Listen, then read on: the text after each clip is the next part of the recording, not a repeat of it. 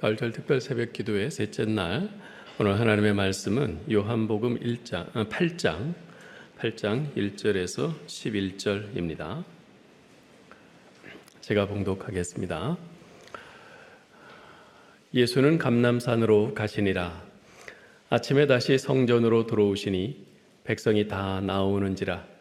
앉으사 그들을 가르치시더니 서기관들과 바리새인들의 음행 중에 잡힌 여자를 끌고 와서 가운데 세우고 예수께 말하되, 선생이여, 이 여자가 간음하다가 현장에서 잡혔나이다. 모세는 율법에 이러한 여자를 돌로 치라 명하였거니와 선생은 어떻게 말하겠나이까? 그들이 이렇게 말하면 고발할 조건을 얻고자 하여 예수를 시험함이로라. 예수께서 몸을 굽히사 손가락으로 땅에 쓰시니 그들이 묻기를 마지 아니하는지라. 이에 일어나 이르시되, 너희 중에 죄 없는 자가 먼저 돌로 치라 하시고 다시 몸을 굽혀 손가락으로 땅에 쓰시니 그들이 이 말씀을 듣고 양심의 가책을 느껴 어른으로 시작하여 젊은이까지 하나씩 나가고 오직 예수와 그 가운데 섰는 여자만 남았더라. 예수께서 일어나사 여자 외에 아무도 없는 것을 보시고 이르시되, 여자여, 너를 고발하던 그들이 어디 있느냐? 너를 정죄한 자가 없느냐? 대답하되, 주여, 없나이다. 예수께서 이르시되, 나도 너를 정죄하지 아니하노니 가서 다시는 죄를 범하지 말라 하시니라. 아멘. 여러분, 평범한 사람과 비범한 사람이 있으면 그 두 사람의 차이가 뭘까요? 여러 가지를 이야기할 수 있겠는데, 그 중에 중요한 것 하나는 그냥 본성대로 사는가, 본성을 따라 사는가, 아니면 그 본성을 거스르며 사는가, 이게 또 중요한 차이 중에 하나라고 생각을 합니다. 예를 들어서 42.19km 그 마라톤을 뛰는 그 선수들을 한번 생각해 보죠. 굉장히 어려운 일이에요. 죽을 똥 살 똥 뛰어야 합니다. 근데 평범한 마라톤 선수는 숨을 헉헉거리면서 난 이제 더 못 뛰어, 죽어도 더 못 뛰어, 그러면서 힘들면 중간에 포기합니다. 그러나 비범한 마라톤 선수는 똑같이 힘들죠. 힘들어 죽겠네. 하지만 5분만 더 뛰어보겠어. 주저앉고 싶은 본성, 편히 쉬고 싶은 본성을 거스르면서 5분만 더 뛰어보겠다. 이 자세가 그 사람을 비범한 선수로 만드는 거죠. 죄성을 가지고 있는 우리 인간이 거스르기 힘든 본성 가운데 하나는 바로 남의 허물을 들춰내며 비난하려는 것입니다. 이런 본성으로 인해서 인류 역사는 아담 이래 지금까지 단 하루도 서로에 대한 비난과 정죄가 없었던 적이 없습니다. 그리고 그런 본성은 사람들의 관계를 파괴하고 가정을 비롯한 크고 작은 모든 그룹과 단체와 공동체를 무너뜨리는 1등 공신이었죠. 물론 교회에서도 예외는 아니었습니다. 어제까지 교회 잘 나오던 사람이 갑자기 상처를 받았다면서 교회를 떠나는 일들이 종종 있죠. 이유가 뭘까요? 대개는 누군가가 자신의 실수나 허물을 비난하고 정죄하는 것에 상처를 받고 떠나는 것입니다. 어떻게 교회가 그럴 수 있느냐는 거예요. 자, 그렇다면 교회 공동체를 허무는 이 여우를 어떻게 몰아낼 수 있을까요? 매일 우리의 눈은 다른 이들의 허물을 찾아내고 우리의 죄성은 그것을 꼬투리 잡아 상대방을 비난하려고 하는데, 과연 우리는 이러한 본성을 어떻게 거스르면서 우리의 공동체를 지켜나갈 수 있을까? 우리가 오늘 본문에서 그 비결을 배울 수 있습니다. 우리가 잘 아는 내용이죠. 예수님께서 성전에서 가르치실 때 서기관들과 바리새인들이 음행 중에 잡힌 한 여인을 끌고 와서 가운데 세우고는 예수님께 말합니다. 선생이여, 이 여자가 간음하다가 현장에서 잡혔나이다. 모세는 율법에 이러한 여자를 돌로 치라 명하였거니와 선생은 어떻게 말하겠나이까? 그들은 그 여인을 간음하다 붙잡힌 현장에서 돌팔매질해서 죽일 수도 있었습니다. 그러나 그들은 그렇게 하지 않고 일부러 성전에까지 끌고 왔어요. 예수님에게까지 끌고 왔어요. 왜 그랬을까요? 두 가지 이유를 생각해 볼 수 있습니다. 첫째는 다른 이들의 허물을 폭로하고 비난하는 데서 느끼는 쾌감 때문입니다. 모르긴 몰라도 서기관들과 바리새인들은 그 여인을 끌고 성전까지 가면서 그녀의 허물에 대해서 아주 침을 튀겨가며 큰 소리로 쉬지 않고 떠들어댔을 것입니다. 그들의 소리를 듣고 사람들이 모여듭니다. 하나둘 모여든 사람들은 삽시간에 군중을 이루었을 것이고 그들 또한 합세해서 그 여인을 정죄하는데 열을 올렸을 겁니다. 마치 굶주린 이리떼에게 물어뜯기듯 그곳에서 성전까지 그 적지 않은 거리를 질질 끌려오면서 그녀는 온갖 수치와 모욕을 다 당했을 겁니다. 어느 한 사람 그녀를 동정하거나 불쌍히 여기는 사람이 없었습니다. 그녀는 돌팔매질을 당하기 전에 이미 충분히 죽은 거죠. 타락한 우리 인간의 본성 속에는 다른 사람을 추락시키고자 하는 그 마음과 다른 사람이 추락하고 고통당하는 모습을 보면서 묘한 쾌감을 느끼는 본성이 있습니다. 다른 이의 허물을 들춰내고 비난할 때 느끼는 야릇한 쾌감입니다. 그런 모습을 보면서 자신은 저 사람보다는 낫다는 우월감을 맛보며 즐기는 거죠. 두 번째 이유는 예수님을 시험하기 위해서입니다. 그들이 그 여인을 예수님이 계신 성전까지 끌고 온 두 번째 이유는 예수님을 고소할 조건을 얻고자 시험하기 위해서였어요. 6절에서 말하죠. 그들이 이렇게 말하면 고발할 조건을 얻고자 하여 예수를 시험함이로라. 그들이 파놓은 이 함정은 아주 교묘해요. 그래서 누구도 빠져나갈 수 없는 완벽한 함정처럼 보입니다. 당시 이스라엘은 로마의 지배하에 있었죠. 그리고 어떤 사람에게 사형 언도를 내리고 사형 집행을 하는 권한은 오직 로마 총독에게만 있었습니다. 따라서 예수님께서 그 여인을 돌로 쳐라 이렇게 대답한다면 그들은 예수님을 로마법의 위반자로 고소하려는 겁니다. 반면에 예수님께서 그 여인을 죽이지 말라 이렇게 대답하신다면 그들은 예수님을 간음한 자는 돌로 쳐 죽이라 한 모세의 율법을 깨뜨린 이단자로 규정하고 사내들인 공회에서 유죄를 선언하려는 것이었습니다. 이렇게 해도 걸리고 저렇게 해도 걸리는 그야말로 진퇴양난의 상황에 몰리신 거죠. 그런 올가미를 만들어 놓고 예수 당신 딱 걸렸어. 그러면서 득의 만만해서 속으로 쾌재를 불렀을 그들의 모습이 능히 상상이 됩니다. 여기서 우리는 두 종류의 죄인을 봅니다. 하나는 육체적인 죄이고요. 다른 하나는 영적인 죄입니다. 육체적인 죄는 정욕, 탐욕, 거짓말, 도둑질, 게으름, 폭력 등 도덕적인 죄입니다. 이런 죄는 겉으로 드러나요. 반면에 영적인 죄는 교만, 자기의, 정죄의식 같은 것인데요. 대개의 사람들은 이런 죄는 육체적 죄만큼 심각하게 생각하지 않습니다.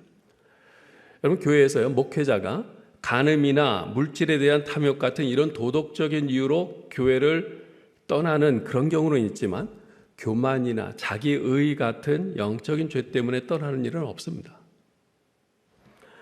우리는 육체적인 죄를 보면 참지 못하고 분개합니다. 그러나 예수님은 영적인 죄를 가장 미워하셨고 가장 가슴 아파하셨어요. C.S. 루이스는 영적인 죄의 무서움에 대해 이렇게 말합니다. 육체적 죄는 나쁘지만 그나마 죄 중에서는 가장 덜 나쁜 축에 속한다. 순전히 영적인 쾌락이야말로 가장 나쁜 죄다. 남을 비난하고 깔아뭉개고 선심을 쓰는 채 하면서 느끼는 쾌락, 권력과 증오에서 나오는 쾌락, 내가 추구해야 할 인간적인 자아가 내 안에서 다른 두 자아와 싸우고 있다. 하나는 동물적 자아이고 다른 하나는 악마적 자아이다. 둘 중에서 악마적 자아가 더 나쁘다. 교회에 잘 나가지만 자기 의에 빠진 냉혹한 위선자가 창녀보다 훨씬 더 지옥에 가까운 이유가 여기에 있다. 아주 심각한 말입니다.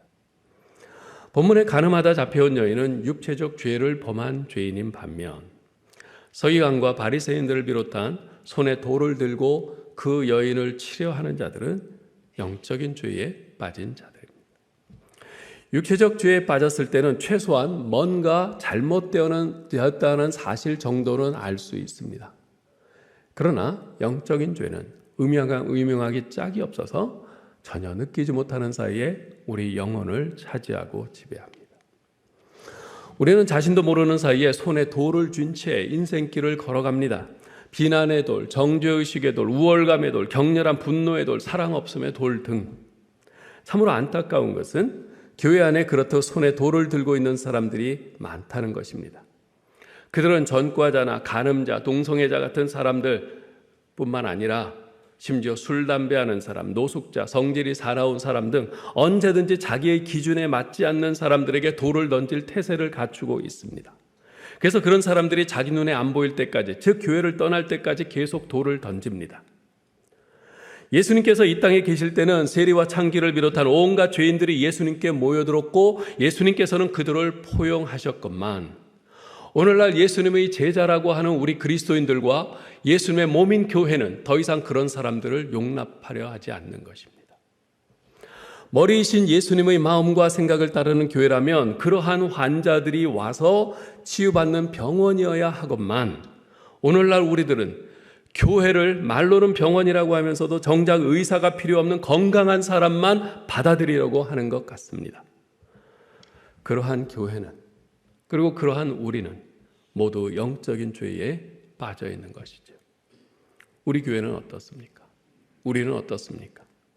우리 교회가, 여러분과 제가 내려놓아야 하는 돌은, 그 비난의 돌은 무엇입니까? 한편 예수님을 함정에 빠뜨리려는 그들의 의도를 너무나 잘 알고 계셨던 예수님은 이들에게 아주 기상천외한 판결을 내리세요. 7절 보세요. 너희 중에 죄 없는 자가 먼저 돌로 치라. 죄 없는 자가 먼저 돌로 치라. 그리고는 몸을 굽혀 손가락으로 땅에 뭔가를 쓰셨어요. 예수님께서 무엇을 쓰셨을까? 우리는 그것을 알 도리도 없고 너무 그것에 의미를 부여할 필요 없습니다. 예수님께서 하신 말씀에 초점을 맞추면 됩니다. 너희 중에 죄 없는 자가 돌로 치라. 무슨 말입니까? 죽이려면 율법대로 돌로 쳐 죽여라. 그러나 하나님 앞에서 죄 없는 자가 먼저 쳐라. 그런데 놀라운 일이 일어났어요. 거기에 모인 사람들이 하나도 여인에게 돌을 던지지 못한 겁니다. 누구 하나 용감하게 나서서 대표로 돌을 던지는 사람이 없었습니다. 오히려 나이가 많은 순서대로 모든 사람이 차례차례 그 자리를 빠져나갔어요. 분명 여자가 잘못한 것은 사실이에요. 그 여인은 죄인이에요. 그러나 누구도 감히 그 여자에게 먼저 돌을 집어던질 만큼 떳떳지는 못했습니다. 그 여인을 끌고 온 사람은 당시 최고의 지성을 자랑하던 바리새인과 서기관들이었습니다. 당시 그들은 내노라 하는 신앙인이요 의인으로 자처하는 자들이었습니다. 그들은 예수님 앞으로 여인을 끌고 오면서 말세다 말세야, 이젠 대낮부터 아주 음행을 행하는구나 하면서 혀를 차면서 왔을 겁니다. 그랬던 그들이 죄 없는 자가 먼저 돌로 치라, 이 예수님의 말씀에 양심에 찔려서 손에 쥔 돌을 내려놓고 그 자리를 슬그머니 빠져나간 것입니다. 그렇습니다. 여인만 죄가 있는 것이 아니라 바리새인들과 서기관들도 죄인입니다. 다만 차이가 있다면 여인의 죄는 밝히 드러난 죄요, 바리새인과 서기관들의 죄는 드러나지 않은 죄일 뿐입니다. 어떤 사람이 돈이 많이 든 지갑을 잃어버렸어요. 아주 발만 동동 구르다가 아휴 못 찾겠지 하면서 낙심한 채 돌아가는데 어떤 남녀 한 쌍이 막 달려오면서 혹시 이 지갑 잃어버리지 않았습니까? 이런 거예요. 보니까 자기 지갑이 맞아요. 너무 감사해갖고 그 젊은 부부 같은 사람들에게 감사의 표시를 하려고 했어요. 내 친구가 신문 기자인데 이 살벌한 세상에 당신들 같은 아름다운 마음씨를 가진 사람이 있다는 것을 알리고 싶습니다. 알려주세요. 그 이름이 뭡니까? 그러자 이 남녀 얼굴이 하얗게 질리면서 절대로 그러면 안 된다고 손살을 치는 거예요. 알고 보니 그들은 부부가 아니라 불륜관계였어요. 여러분, 우리는 모두 죄인입니다. 분명 우리에게 착하게 사는 면이 있어요. 그러나 다른 한편에서는 또 다른 죄들을 짓고 살아갑니다. 바리새인들은 겉으로 보기에는 선한 사람이요 죄 없는 사람이었습니다. 이들은 특별한 신앙인이었어요. 그러나 이들의 깊은 곳에는 여인의 죄보다 더욱 심각한 그런 영적인 죄들이 감춰져 있었습니다. 다만 그 죄들을 그들은 종교적인 행위들을 통해서 위안받고 있었을 뿐이죠. 오늘 우리가 특별히 중점적으로 생각할 교훈은 예수님께서 군중들에게 하신 이 말씀입니다. 너희 중에 죄 없는 자가 먼저 돌로 치라. 예수님은 가늠하다 잡힌 여인을 재판하시기 전에 먼저 고소인들을 재판하셨어요. 과연 너희들은 남을 고소할 자격이 있는가? 우리는 너무나도 자주 다른 사람들을 재판합니다. 그러나 과연 우리가 떳떳하게 남을 재판할 자격이 있을까요? 제 아무리 의로운 사람이라도 남을 비판하고 판단할 자격은 원천적으로 없습니다. 옳고 그름을 따지지 말라는 뜻이 아닙니다. 남을 비난하고 정죄할 자격이 없다는 것입니다. 예수님의 의도는 남의 결점이 보이면 그 사람에게 던질 그 비난의 돌을 집어들라는 것이 아니라 눈을 돌려 내 자신을 먼저 보라는 거예요. 마태복음 7장 3절로 5절에서 말씀하시죠. 어찌하여 형제의 눈 속에 있는 티는 보고 내 눈 속에 있는 들보는 깨닫지 못하느냐. 보라, 내 눈 속에 들보가 있는데 어찌하여 형제에게 말하기를 나로 내 눈 속에 있는 티를 빼게 하라 하겠느냐. 외식하는 자여, 먼저 내 눈 속에서 들보를 빼어라. 그 후에야 밝히 보고 형제의 눈 속에서 티를 빼리라.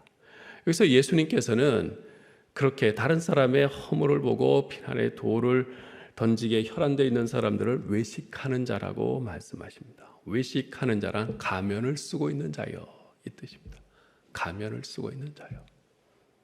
그 가면 벗으면 너희도 다를 바 없다는 거죠. 여러분, 먼저 나만 고치면 됩니다. 남까지 고치려고 덤벼들지 마십시오. 우리가 내 자신만 고치면 세상은 훨씬 밝아집니다. 나를 고치려 하지 않고 남을 고치려고 하니까 문제가 복잡해집니다. 부부싸움이 왜 일어납니까?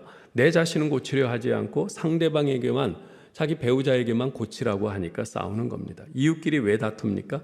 내 잘못은 인정하지 않고 상대방만 잘못했다고 하니까 싸울 수밖에 없는 거죠. 가정이 잘 되는 것도, 교회가 잘 되는 것도, 이 사회가 잘 되는 것도 다 나에게 달렸어요. 먼저 나의 허물을 보고 나를 고치는 것, 그것이 건강한 공동체의 열쇠입니다.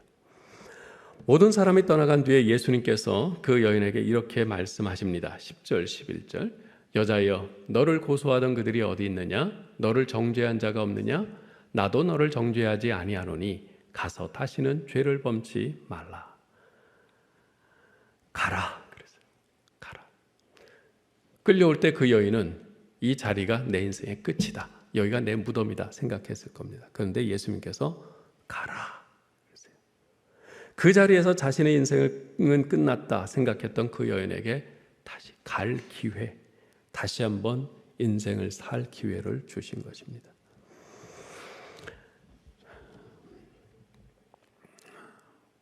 오늘의 본문에서 주님께서 우리에게 가르치시는 교훈은 분명합니다. 우리는, 우리의 본성은 어떻게든 남의 허물을 들춰내고 거기에 비난의 돌을 던지려고 하는데 그러지 말라는 것이, 오히려 너의 허물을 보면서 포용하라는 것이. 자, 그러면 우리가 어떻게 주님의 이 마음을 잃지 않고 서로에 대한 비난의 돌을 내려놓고 우리가 포용하면서 감싸 안을 수 있을까요? 저는 오늘 본문에서 1절이 매우 중요하다고 생각합니다. 1절에 이렇게 기록되어 있어요. 예수는 감람산으로 가시니라. 예수님께서는 성전에 오시기 전에 감람산에 계셨습니다. 예수님께서는 바쁜 일정 가운데서도 매일매일 혼자만의 감람산으로 가셨어요. 바로 그 전날 하루 종일 바쁜 일정을 보내신 후에 사람들은 다 집으로 돌아갔는데 예수님은 감람산으로 홀로 가셨어요. 거기서 밤을 지새신 겁니다. 뭐 하셨을까요? 기도하셨겠죠. 혼자만의 감람산으로 가셔서 곳에서 세상의 모든 소리에 귀를 막고 하나님 아버지의 소리에 귀를 기울이셨습니다. 바로 그 시간이 주님으로 하여금 가늠하다 붙잡혀 끌려온 여인에게 나도 너를 정죄하지 아니하노라, 이 말씀을 하게 한 겁니다. 바로 그 시간이 주님으로 하여금 자신을 시험하는 무리들에게 자비의 마음으로 더 이상 그들이 죄를 범하지 않고 돌아서도록, 비난의 돌을 내려놓도록 한 것입니다. 바로 그 시간이 주님으로 하여금 그를 십자가에 못 박는 무리들을 향해서 아버지여 저들을 용서하옵소서라는 기도가 나오게 했던 것입니다. 사랑하는 성도 여러분, 저마다 눈에 불을 켜고 서로의 허물을 찾아내어 까발키려는 이 세상에서 비난의 돌을 내려놓고 상대의 허물을 용납하며 사는 것은 결코 쉽지 않습니다. 그것은 우리의 본성을 거스르는 것이기에 결코 저절로 되지 않습니다. 그것이 가능하려면 우리에게도 주님처럼 매일매일 혼자만의 감람산으로 가는 시간이 있어야 합니다. 고요한 밤 또는 새벽 홀로 되어서 가만히 내 자신의 내면으로 돌아와 보면 내 가슴을 울리는 주님의 음성을 듣게 됩니다. 내가 오늘 하루를, 내일 하루를 어떻게 살아야 할 것인가를 다시 생각하게 됩니다. 그리고 주님의 인도하심과 도우시는 능력을 힘입게 됩니다. 그래서 비난의 돌을 내려놓을 수 있게 되는 것이죠. 정진규 시인이 쓴 연필로 쓰기란 시에 보면 이런 구절들이 나옵니다. 이제 나도 연필로만 시를 쓰고자 합니다. 한 번 쓰고 나면 그뿐 지워버릴 수 없는 생애, 그것이 두렵기 때문입니다. 연필로 쓰기, 지워버릴 수 있는 나의 생애, 용서받고자 하는 자의 서러운 예비, 그렇게 살고 싶기 때문입니다. 나는 언제나 온전치 못한 반편도 거두어 주시기를 바라기 때문입니다. 연필로 쓰기, 잘못 간 서로의 길은 서로가 지워드릴 수 있기를 나는 바랍니다. 감추고자 하는 자의 비겁함이 아닙니다. 사랑하는 까닭입니다. 오직 향그런 영혼의 냄새로 만나고 싶기 때문입니다. 아무쪼록 다른 사람의 허물을 찾아내려는 눈과 손에 쥔 비난의 돌을 내려놓고 우리 예수님의 마음으로 어떤 사람도 포용하고 받아들일 수 있는 우리 화성교회 공동체가 될 수 있기를, 또 여러분의 구역 공동체가 될 수 있기를, 여러분의 전도회 공동체가 될 수 있기를, 또 여러분의 부서, 여러분의 가정 공동체가 될 수 있기를 주님의 이름으로 축원합니다.